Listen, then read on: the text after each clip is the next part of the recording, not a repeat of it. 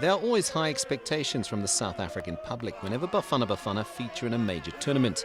But this time round, not many football fans expected Stuart Baxter's men to progress out of the so-called group of death that included the likes of Morocco, Ivory Coast and neighbours Namibia.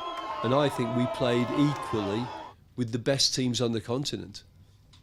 And I think that in itself is to the credit of the players. So the result against Egypt is a diamond in South African football history. Dean Furman produced several stellar performances in the 5 games South Africa played at the Continental Showpiece and says he is immensely proud of the efforts of his teammates. The nice thing to come out of that is if people on the continent didn't know us before, they certainly do now.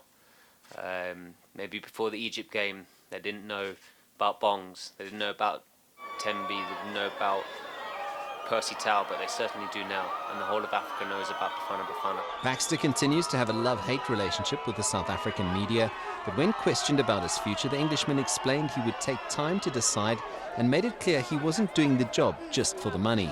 Look, I've got no problems leaving this job. You don't confuse me with the coach that's desperate for a job. I've turned down a job this week with another African nation.